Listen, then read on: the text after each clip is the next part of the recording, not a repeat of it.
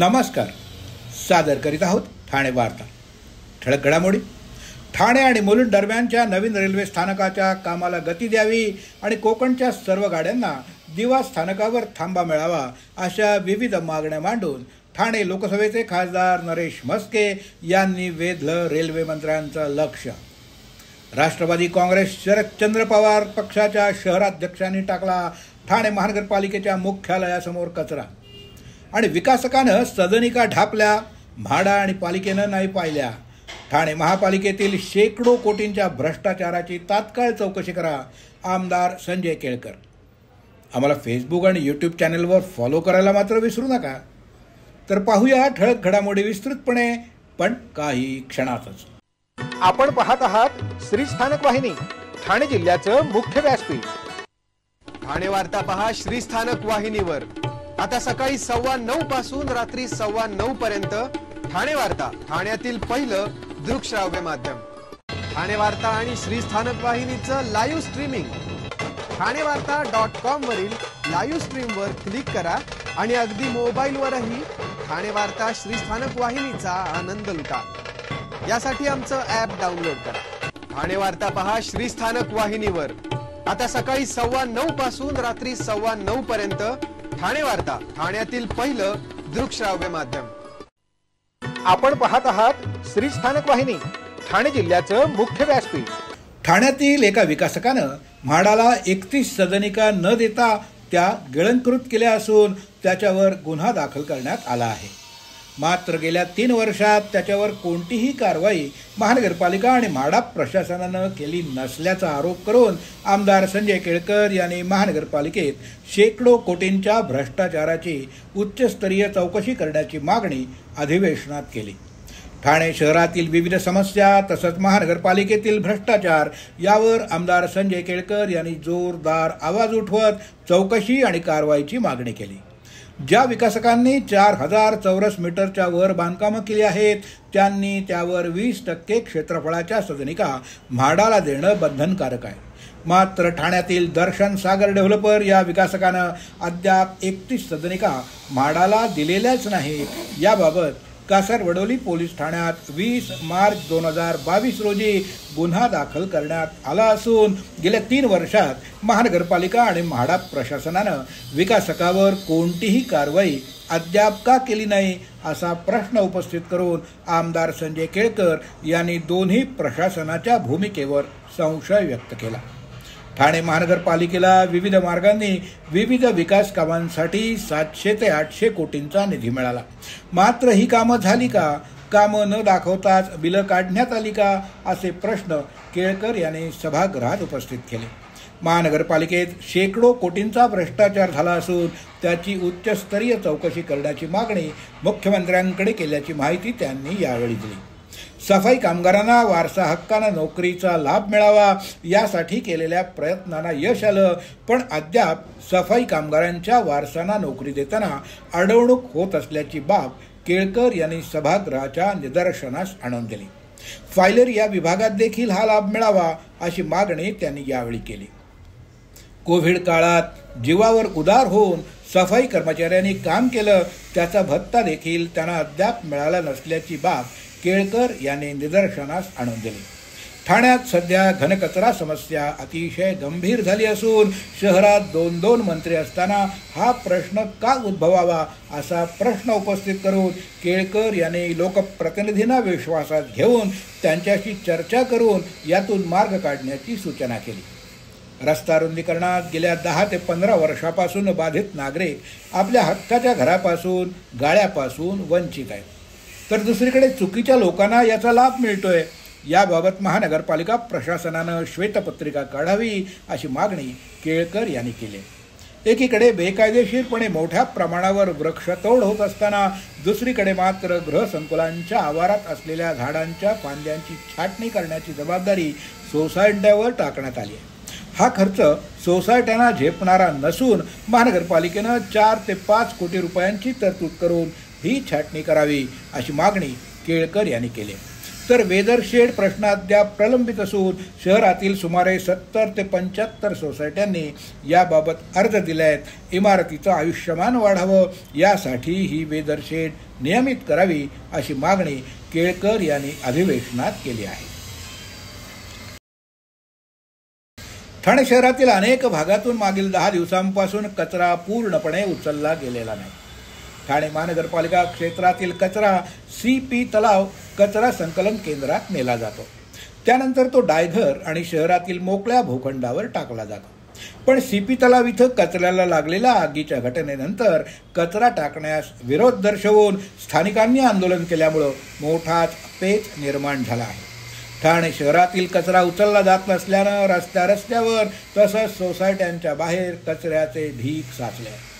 CP तलाव इथं क्षमतेपेक्षा जास्त कचरा साचल्यानं तयार झालेले कचऱ्याचे भले मोठे डोंगर, त्यांची दुर्गंधी तसंच वारंवार लागणाऱ्या लहान मोठ्या आगीच्या घटनामुळं तिथं कचरा टाकण्यास स्थानिकांचा मागील काही वर्षापासून विरोध असून ते तात्काळ बंद करण्याची मागणी ते सातत्यानं करीत आहेत.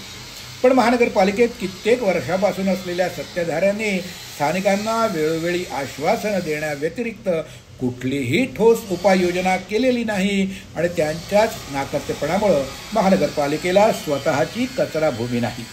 सद्यस्थितीत शहरात कचऱ्याची विल्हेवाट नीट लावली जात नसल्यामुळं रोगराई आणि घाणीचं साम्राज्य वाढून ठाणेकर नागरिकांच्या आरोग्याला धोका निर्माण होत असल्याचा आरोप ठाणे काँग्रेस अध्यक्ष विक्रांत चव्हाण यांनी मंगळवारी झालेल्या पत्रकार परिषदेत केला. यावेळी ठाणे काँग्रेसचे प्रवक्ते राहुल पिंगळे, हिंदूराव गळवे, रवी कोळी आणि महेंद्र म्हात्रे उपस्थित होते. पालिका प्रशासनाला वारंवार सूचना देऊन देखील ठाणे शहरात कचऱ्याचे ढीग जैसे थे राहिले तर महानगरपालिका मुख्यालयासमोर गुरुवारी घनकचऱ्यासह नागरिकांना भेडसावणाऱ्या इतर नागरी समस्यांबाबत आंदोलन करण्यात येईल असा इशारा यावेळी देण्यात आला. ठाणे शहरात मोठ्या प्रमाणात कचऱ्याची समस्या निर्माण झाली आहे. त्यावर मात करण्यात ठाणे पालिकेला यश येत नाहीये. त्यामुळं शहरातील अनेक सोसायट्यांच्या दारात कचऱ्याचे ढीग साचले आहेत. त्याचा निषेध करण्यासाठी राष्ट्रवादी काँग्रेस शरदचंद्र पवार गटाचे शहराध्यक्ष सुहास देसाई याने ठाणे पालिका मुख्यालयासमोर कचरा टाकला. शहरातील अनेक भागातून मागील 10 दिवसापासून कचरा पूर्णपणे उचलला गेलेलाच नाही. ठाणे महानगरपालिका क्षेत्रातील कचरा CP तलाव कचरा संकलन केंद्रात नेला जातो. त्यानंतर तो डायघर आणि शहरातील मोकळ्या भूखंडावर टाकला जातो. पण CP तलाव इथं कचऱ्याला लागलेल्या आगीच्या घटनेनंतर कचरा टाकायला विरोध दर्शवून स्थानिकांनी आंदोलन केल्यामुळं मोठाच पेच निर्माण झाला. ठाणे शहरातील कचरा उचलला जात नसल्यानं रस्त्यावर आणि सोसायट्यांबाहेर कचऱ्याचे ढीग साचले. ही समस्या सुटत नसल्यानं देसाई यांनी आपल्या घरात साचलेला कचरा गोणीत भरून पालिकेसमोर आणून टाकला. दरम्यान महानगरपालिकेत कित्येक वर्षापासून असलेल्या सत्ताधाऱ्यांनी स्थानिकांना वेळोवेळी आश्वासनं देण्याव्यतिरिक्त कुठलीही ठोस उपाययोजना केलेली नाही आणि त्यांच्याच नाकर्तेपणामुळं महानगरपालिकेला स्वतःची कचराभूमी नाही. सद्यस्थितीत शहरात कचऱ्याची विल्हेवाट नीट लावली जात नसल्यामुळं रोगराई आणि घाणीचं साम्राज्य वाढून ठाणेकर नागरिकांच्या आरोग्याला धोका निर्माण झाला आहे. आज मी माझ्या घरातील कचरा इथं टाकला आहे. जर लवकरात लवकर हा प्रश्न मार्गी लावला नाही तर पालिकेच्या प्रत्येक मजल्यावर कचऱ्याचे ढीग उभे करू असा इशारा सुहास देसाई यांनी दिला आहे. सध्या शहरात कॉन्क्रीटची जंगलं उभी राहत असतानाच जपानमधील मियावाकी पद्धतीनं घनदाट वन जंगल शहरात उभी करण्याची पद्धत अवलंबली जाते, ज्यामध्ये कमीत कमी जागेत अधिकाधिक वृक्ष लागवड करण्यात येते. भिवंडी शहरातील म्हाडा कॉलनी इथल्या ठिकाणी अकिरा मियावाकी घनवन प्रकल्प कॅच फाउंडेशन अहमदाबाद गुजरात यांच्या विद्यमानं संस्थेच्या माध्यमातून 4000 वृक्षांची लागवड करण्यात आली आहे. सध्या उष्णतेची तीव्रता वाढली असून मे महिन्यात उष्णतेची लाट अधिक तीव्र होणार असल्यामुळं अशा वेळी आपणास निसर्गाचा समतोल साधणाऱ्या वृक्षांची आठवण येते. त्यासाठी जपानमधील अकिरा मियावाकी या संकल्पनेचा वापर करून घन वन प्रकल्प उभारण्यात येतात. या भागात सुपारी, पेरू, कामिनी, जास्वंद, कण्हेर, सोनचाफा, बहावा, कवट, पारिजात आणि बेल अशा विविध प्रजातींच्या वृक्षांची लागवड करण्यात आली असून या उद्यानाची देखभाल करण्यासाठी अकिरा मियावॉकी ही संस्था भिवंडी महानगरपालिका प्रशासनाला सहकार्य करणार आहे. यात वर्षभरात 75,000 वृक्ष लागवडीचा संकल्प संस्थेचा आहे. त्यापैकी आतापर्यंत संस्थेच्या माध्यमातून विविध ठिकाणी 25,000 वृक्ष लागवड केली गेली असल्याची माहिती आयुक्त अनमोल सागर यांनी दिली आहे. नवी मुंबईच्या एपीएमसी बाजारात सध्या फ्लॉवर या पालेभाजीची आवक कमी असल्यानं दर वाढले आहे. सध्या उन्हाळा आणि रमजान महिना सुरू असल्यामुळं बाजारात फ्लॉवरची आवक कमी येते, त्यामुळं दरामध्ये मात्र वाढ झाली आहे. बाजारात पालेभाज्यांना मोठी मागणी असते. मात्र काही दिवसापूर्वी 20 रुपये किलोनं विकलं जाणारं फ्लॉवर सध्या 30 रुपयांनी विकलं जात आहे. त्यामुळं ग्राहकांनी खरेदीकडे पाठ फिरवली आहे. दरम्यान एपीएमसी बाजारात विविध जिल्ह्यातून पालेभाज्या दाखल होत असून पुढील काही दिवस दरामध्ये चढ उतार राहणार असून ग्राहकांची संख्या कमी असल्यानं मोठंच नुकसान होत असल्याचं व्यापाऱ्यांनी म्हटलं आहे. महाराष्ट्र शासनाच्या रिसायकल योजनेतून भिवंडी शहरातील स्वच्छता निराकरणासाठी महानगरपालिका आरोग्य विभागाच्या ताफ्यात महाराष्ट्र शासनाच्या वतीनं आधुनिकीकरणातून सुसज्ज अशा सक्सेशन आणि जेटिंगच्या 2 गाड्या मंगळवारी आल्या आहेत. दरम्यान सदर वाहनांबद्दल अधिकची माहिती देताना भिवंडी महानगरपालिका उपायुक्त शैलेश दोंदे यांनी सांगितलं की महाराष्ट्र शासनाच्या स्वच्छता अभियान टप्पा 2 अंतर्गत सर्वच महानगरपालिकांमध्ये स्वच्छतेविषयी काळजी घेत असताना भिवंडी महानगरपालिका आयुक्त तसंच प्रशासक अनमोल सागर यांच्या मार्गदर्शनाखाली स्वच्छतेबाबत जनजागृती केली जाते. महानगरपालिकेचे आरोग्य विभागाचे सर्व अधिकारी आणि कर्मचारी स्वच्छतेसाठी कामाला लागल्याची माहिती दोंदे यांनी दिली. ड्रेनेज लाईनचं चोकअप, सेफ्टी टँक, तुंबलेली गटारं, नाले तुडुंब भरून त्यातील पाणी रस्त्यावर वाहून शहरात अस्वच्छता पसरत असल्यानं सदर वाहनामुळे त्याच सांडपाण्याचं शुद्धीकरण करून शहरातील स्वच्छता राखण्यास मदत होणार असल्याचं सांगून दोंदे यांच्यासह आरोग्य अधिकारी हेमंत गुळवे यांनी महाराष्ट्र शासनाचे आभार मानले.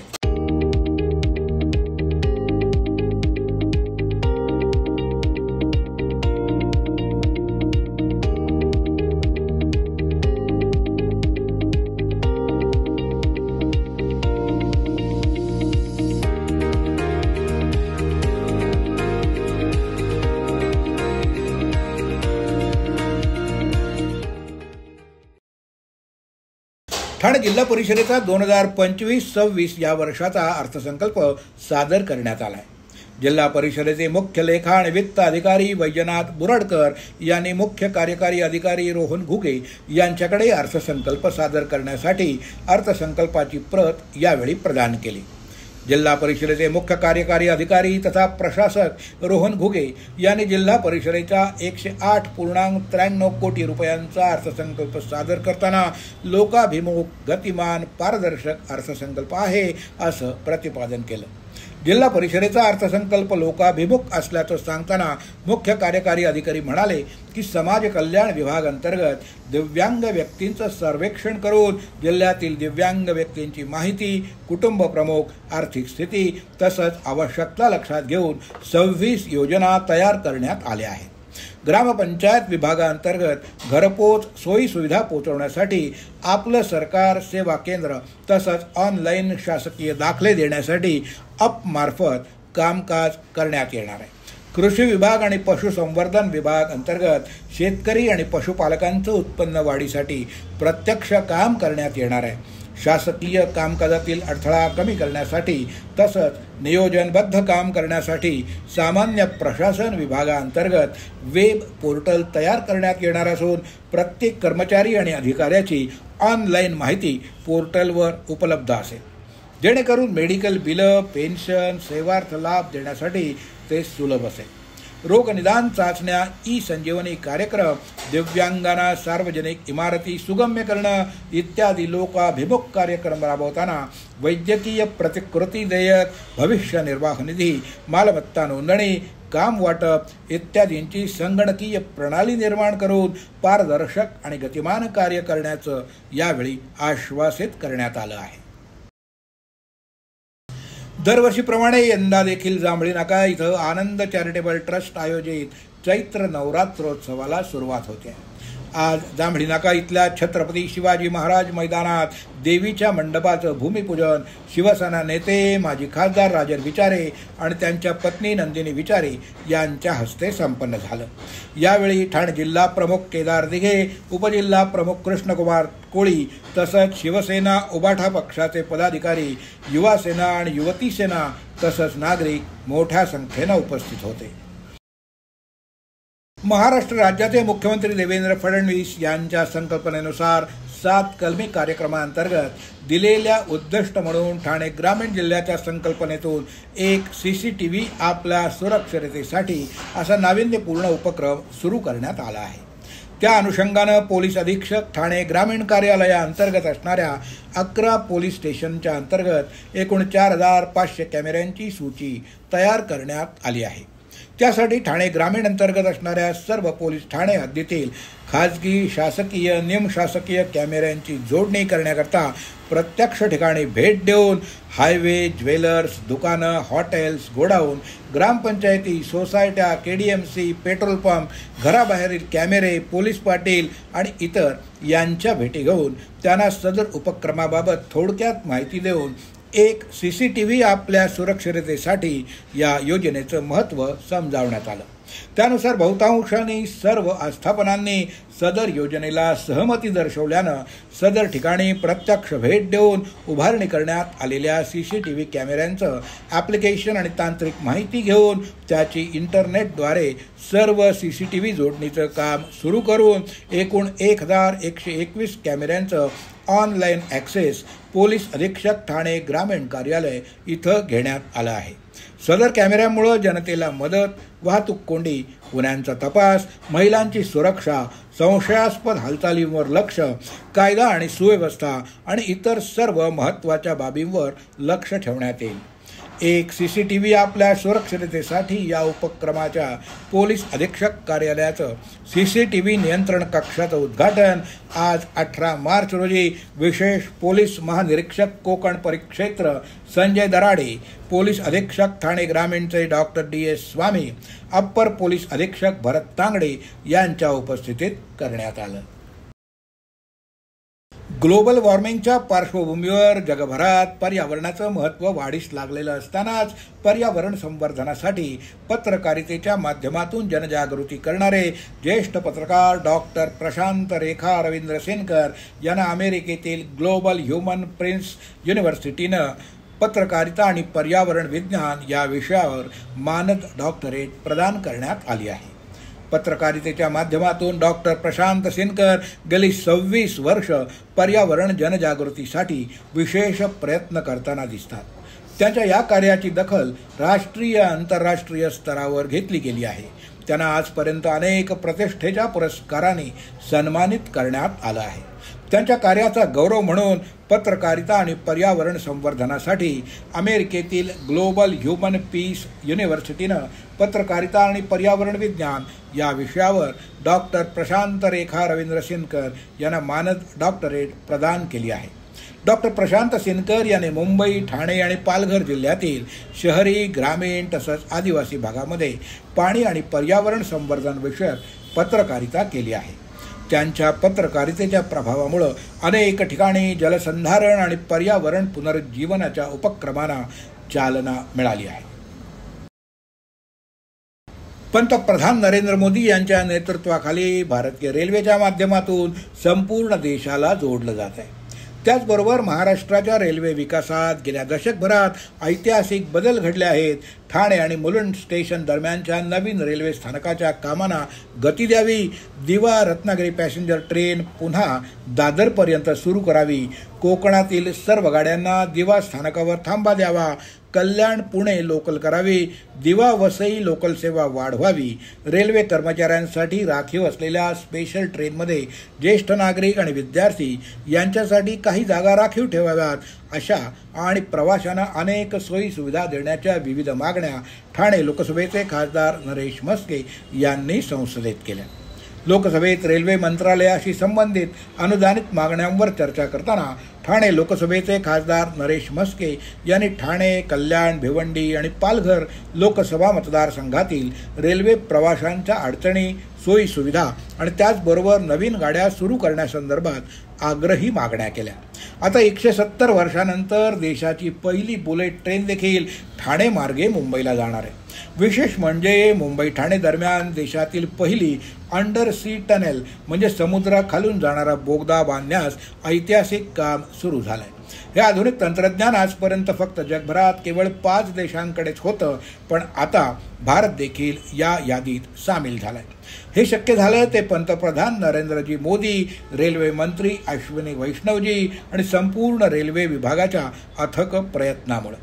कल्याण पनवेल कळंबोली मार्गे लोकल सेवा सुरू करावी, कल्याण वाशी ऐरोली मार्गे लोकल सेवा सुरू करावी, जेणेकरून ठाणे स्थानकावरील प्रवाशांचा भार हलका होईल. ट्रान्स हार्बर मार्गावर ठाणे ते उरण लोकल सेवा सुरू करावी.